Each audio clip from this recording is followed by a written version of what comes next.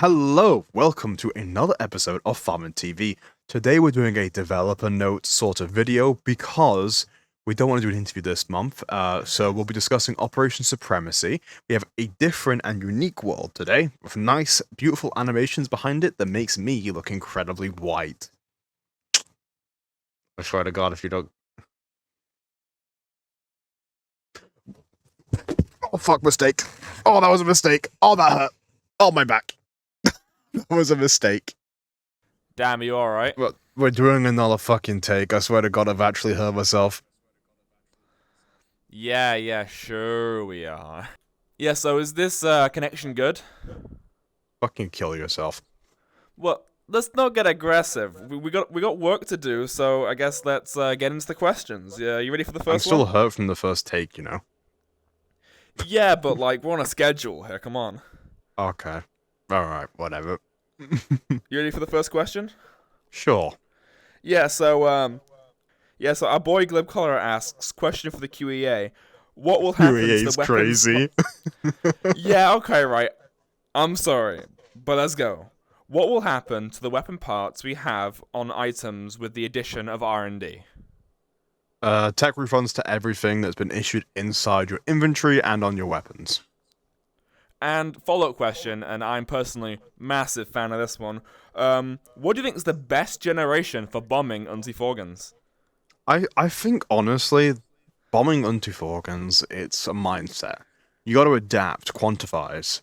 And I think at any point, it's the best move to bomb Unti-Forgans, regardless of generation. I mean, yeah, I personally think we should have gotten Amy Rosie on here. You know, she's got the most experience in that department. Well said. Yeah, so next question, we got Nils. What happens to your equipped gun in your divisions after R&D? It stops being equipped. Thanks for the question. Nico Sniper. Can naval units transport armor units over ocean tiles? Slaving is on the chopping block, potentially along with carriers, jammers, and relays, so I wouldn't give a concrete answer to that. Potentially, but don't take that seriously. And Evelegant, what happens to the owned crates? Do they get replaced with another crate-like items, or should I use them before the change? You should use them before the change, because no matter what, they're getting turned to tech points. But the actual keys will not be. And our last question we got, because we asked for questions and we got, I think, 6. Taser asked, how will R&D affect the existing military improvements like anti-air and artillery? Those are going into unique blueprints, same as Scout Hut. So you can equip them with a different sort of weapon. So, for example, your artillery could potentially be a rocket battery. Won't have much range, because obviously we'll put an actual limit on it, because otherwise it'll get pretty crazy pretty quickly. Like, I don't think it would go beyond... the measurement unit we use is PX, which doesn't actually stand for anything. Originally it did, but that's currently the measurement we use. I don't think it'll go beyond 20 PX, and the biggest range is 70 PX.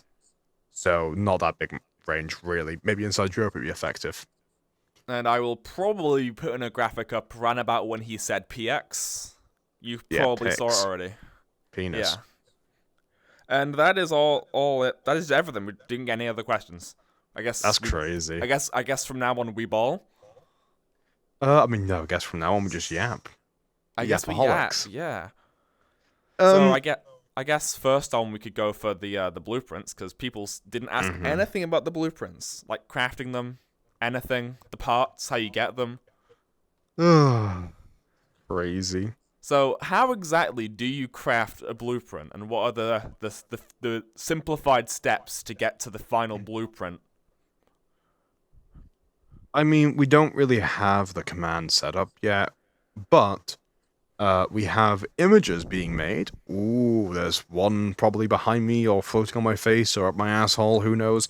And that image will have the outputs of that part. We highlight certain values in each part.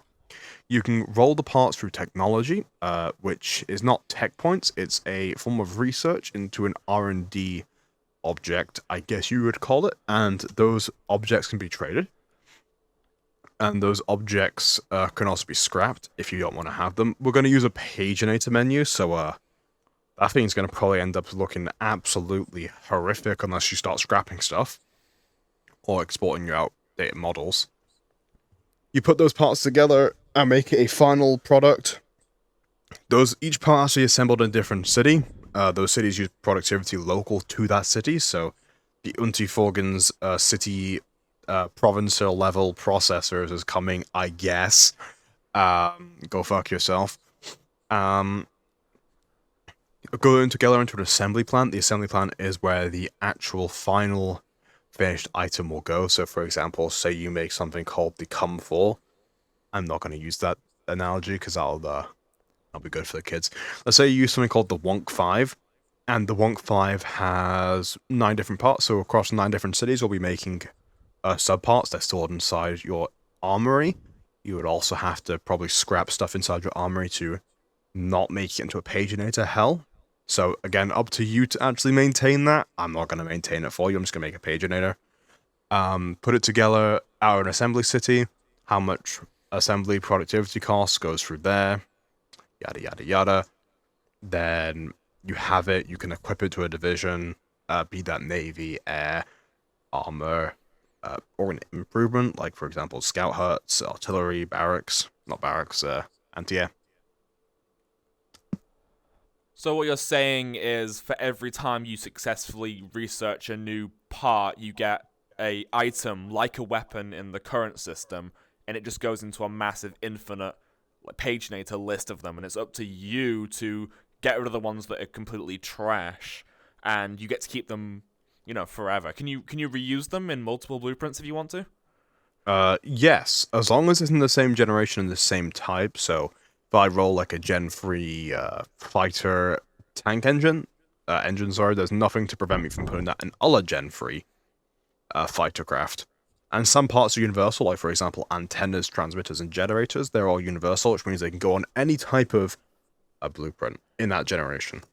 And I believe I'm correct in saying there are 2 caveats. One is certain parts might have characteristics that don't work well, like a radar that might be very heavy would be great in a scout hut, bad in a plane.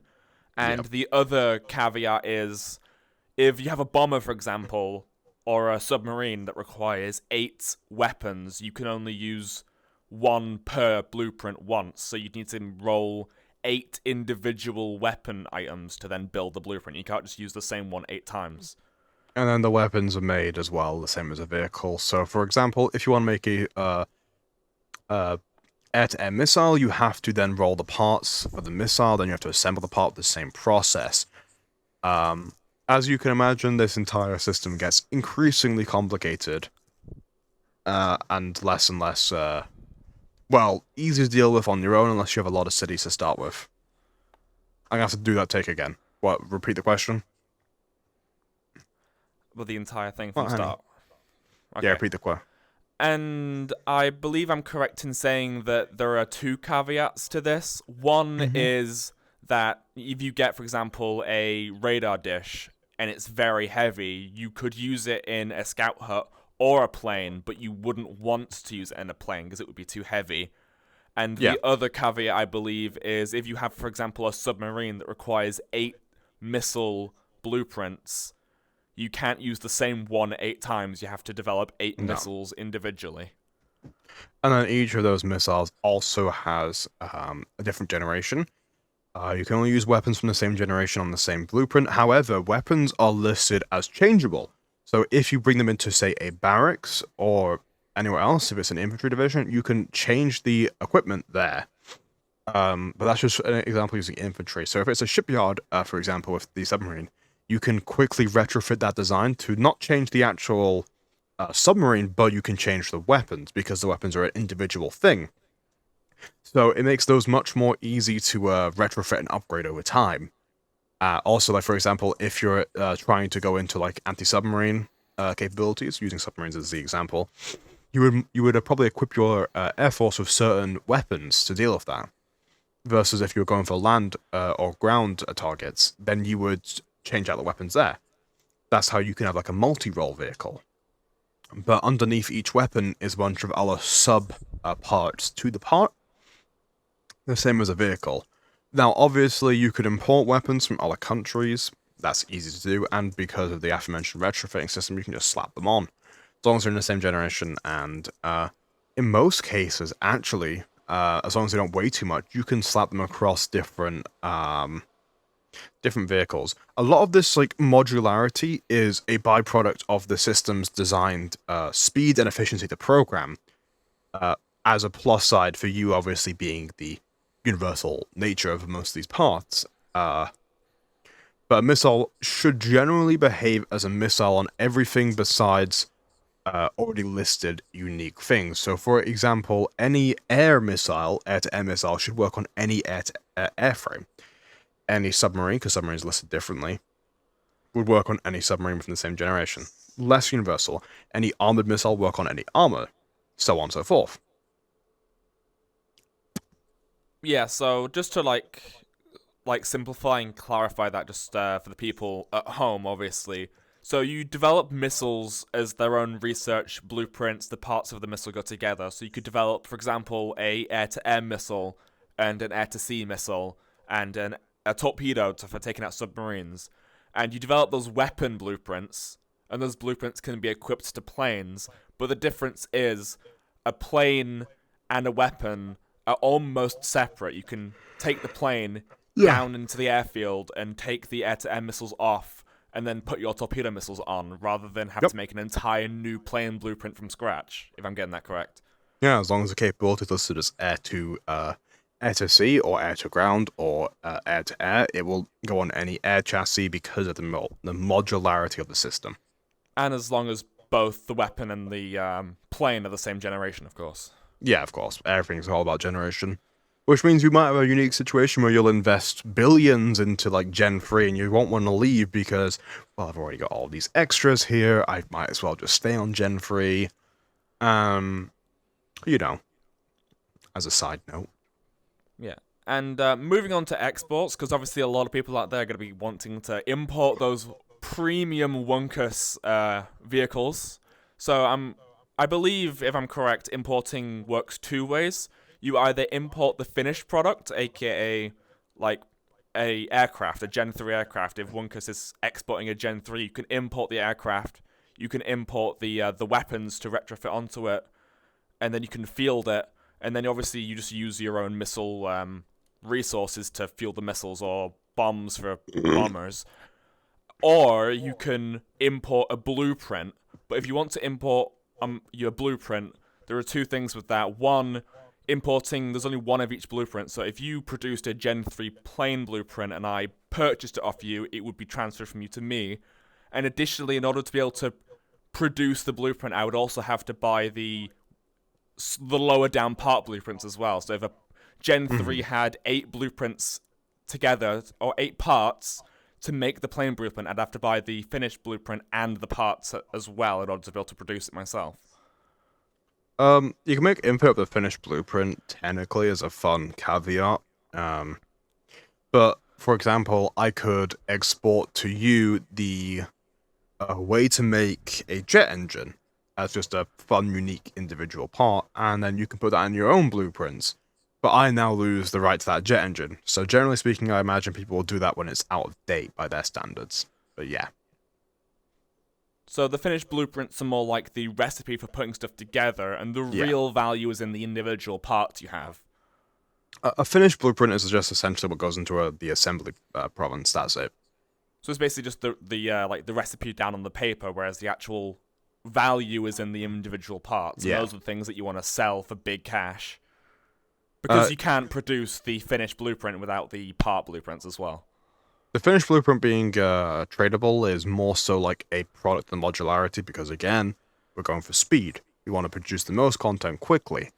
We might make it so you can't trade them if it becomes like a troll thing, that people just start, oh, I'm going to dump 5 bajillion poo-poo Gen 1 armored vehicles inside him because he annoyed me.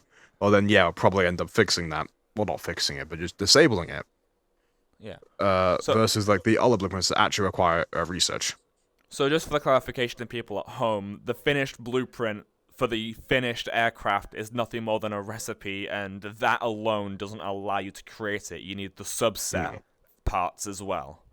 I mean, you could import the actual part. I think that's inside this thing, but I don't have that in front of me for my own notes, so take that as you will. I believe every part in the master part list is importable. Yeah. So if a plane has a chassis, I need to import the chassis in order to be able to produce it for the finished blueprint. So realistically, whether we allow finished blueprints to be exported or not is irrelevant, because in order to produce, you need the part. Yeah, pretty much. I mean, it seems a little complicated, but obviously I assume when it's closer to launch, we'll do another video with actual graphics and a tutorial, I assume. I mean, the system was designed to be complicated. That's why there's so much focus on export and import. Because it's pretty easy to import something and then just do equip X to X. Yeah. Also, if I'm correct, earlier generations take less parts to produce because they can't have stuff like jammers, if those are in, obviously. So a Gen 1 aircraft might only take 7 parts to put together, and a Gen 5 needs like 12 because you've got the extra stuff, extra weapon slots. So getting into the system should be easier because in Gen 1, 2, so on and so forth, the number of parts to put together gets up. I mean, we don't really expect the system to be easy to get into. It's the first thing we've done, which is as vast as an ocean and as deep as one. But it's entirely optional. Which is why One Claw Arms is being made, essentially, is because it lets people get quality weapons for an affordable price. That's not even a spokesperson advert, that's just real. Hey, are you even paying for this ad spot? Shut the fuck up. Alright. I'll redo the shut the fuck up line. Shut the fuck up. Alright. There you go. Calm down. So, you know, it also means that because it's so... You done, honey? Alright, bet. It also means because the system is so complicated that it encourages import and export, which is a great revenue source for people. Which is very exciting. I mean, I do like money. Oh yeah, those that get invested can easily export stuff. And because it requires so much money to develop, but not too much money to actually manufacture parts, it also means that the profit margins on your exports are very, very high. You know, it also gives you a lot of soft power. It's the first thing we've ever introduced, I would say, that is entirely designed to give people that want to dedicate more time and more thought process to the game. Also, remember when, your generation example, the costs are exponential. So you're not only are you adding more parts, but the cost has also doubled from the last generation. I believe we have a little graphic, a little graph. I'll put it up right here. I mean, obviously subject to change, of course, but as you can see, big money over time gets worse. Gen 1 to Gen 5. Gen 3 is the middle ground, though, no? Yeah. I mean, also to do with cost, I believe, is it Gen 4 and Gen 5 are the only ones that require uranium? So, and those are like really expensive, really good. So most people will probably sit around Gen 3 or below because those are the ones that don't require uranium to function. Yeah, so anyway, lots of interesting stuff, lots of military, maybe some more analysis in the future, maybe some more chill discussions like this between myself and Reddit. This has been, great to have you, and we will see you in the next video. Thanks for playing.